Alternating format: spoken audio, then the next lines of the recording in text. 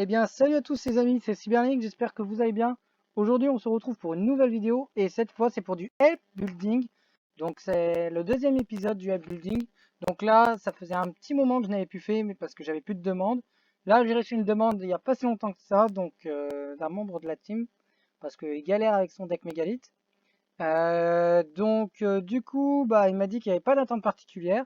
Donc, je vais vous montrer un petit peu la decklist que ça donnait avant. Ça donnait, ça donnait ça, d'accord? Et aujourd'hui, ça donne un bazar. Voilà. Donc ça, c'est le avant. Et là, maintenant, on a après. Donc déjà, je vais présenter la decklist du coup. Et Florian, si tu regardes la vidéo, bon bah, tu sauras que forcément, il y a eu beaucoup des changements. Peut-être que tu ne seras pas d'accord sur certains changements. Mais j'ai fait des tests de ta decklist et déjà le problème c'est le manque de consistance. Donc il y avait énormément de problèmes pour les rituels, etc. Et il y avait des ratios qui n'étaient pas très intéressants. Il y avait des cartes qui n'étaient pas assez intéressantes à jouer, comme la piège mégalithe, que à mon sens je ne trouve pas assez intéressante à jouer. Pour moi elle est plus ou moins jouable. Si jamais il y a des experts de mégalithe et qui dans les commentaires, dites-moi surtout votre avis. Avant toute chose, j'espère que voilà, si la vidéo vous plaît, d'abord n'hésitez pas à mettre un pouce bleu, l'abonnement à la chaîne et la cloche de notification, c'est très important. Et puis on y va, je présente la decklist.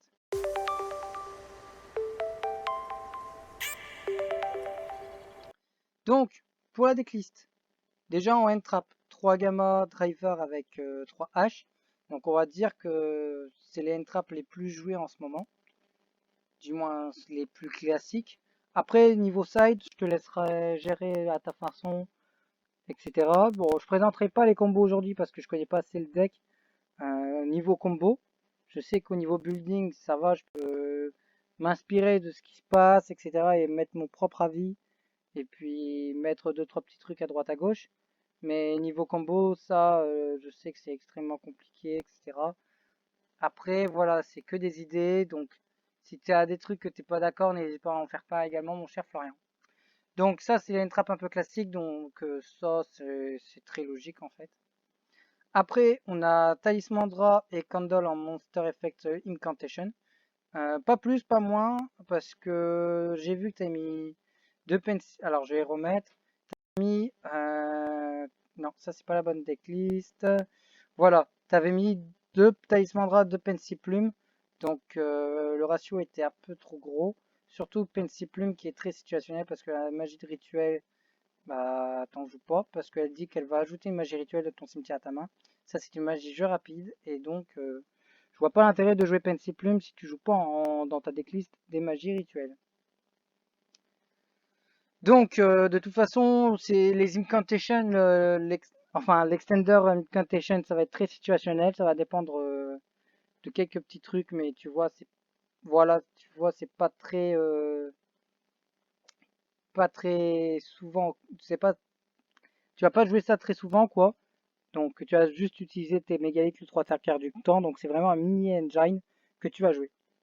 Donc on rappelle pour ceux qui ne connaissent pas, Talismandra, quand il est invoqué spécialement, on va tuto une carte rituelle, enfin un monstre rituel, depuis le deck à la main, et Candle, ça va être une magie rituelle.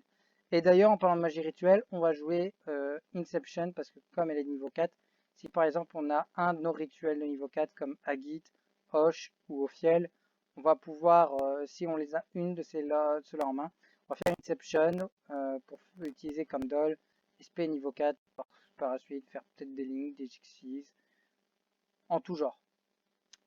Après, 3 Manju aux 1000 mains, parce que ça va permettre de tuto ce que tu veux. Donc une magie rituelle ou un monstre rituel, généralement, tu vas chercher un monstre rituel dont tu as besoin. Si t'as pas Benten, tu vas l'ajouter. Parce que justement, pourquoi je joue Benten? Enfin, pourquoi il y a Benten déjà? Parce que Benten, quand elle est envoyée au grave, si tu l'as pas, tu fais beaucoup de spé. Tu vas pas forcément faire d'énormes. Donc, une fois que tu vois, par exemple, que tu as fait ta spé, enfin que tu as défaussé par un effet de carte quelconque, bah tu vas pouvoir justement ajouter le manjo à ta main et après l'invoquer énorme et continuer tes combos.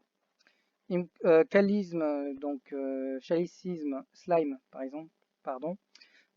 Tu connais, donc en gros, ça va révéler, enfin tu vas le révéler de ta main, tu vas défausser une de tes cartes, tu vas spare une incantation depuis le deck, et à la end phase, tu perds 2500 points de vie si tu as fait d'invocation rituelle. Après, en ratio rituel, donc j'ai mis tous les niveaux 8 à 2, parce que c'est ratio est plus correct, plus ça fait breaky.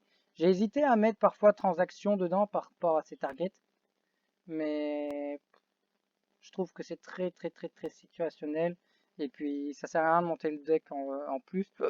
Pardon, tu joues déjà à 41, donc ça je vois pas l'intérêt. Sinon, tu aurais eu la place, tu aurais largement mis transaction pour défausser cette carte-là. Parce que parfois, si tu as besoin d'ajouter plus de trucs, même si tu sais que tu peux les recycler, bah tu vas pouvoir faire transaction, défausser, draw 2 quoi. Donc Phaleg qui va permettre de faire une invocation rituelle en le défonçant de ta main et puis invoquer un monstre rituel mégalith en utilisant des monstres de ta main ou terrain du niveau égaux supérieur au monstre que tu vas invoquer. Donc Aratron ou Bétor par exemple. Aratron, c'est la machine à negate en gros. C'est tu renvoies un monstre rituel de ton cimetière au-dessus ou au-dessous de ton deck, tu negates un effet et qui cible bien sûr, et tu détruis. Donc ça c'est une très bonne negate, donc c'est assez intéressant. Bétor à 2 aussi parce que quand il est invoqué par rituel, tu as ciblé autant de cartes que tu as utilisé des monstres rituels de noms différents pour l'invoquer, enfin que tu as de monstres rituels de noms différents dans ton cimetière, tu pètes. Donc ça c'est en go second, c'est assez intéressant. Après on a Ophiel qui comme Agit et Hoche le trois quarts du temps. En gros c'est pendant la main phase on va pouvoir faire une invocation rituelle en utilisant cette carte d'un monstre rituel qu'on a en main. Voilà. Donc voilà. Après, on a full.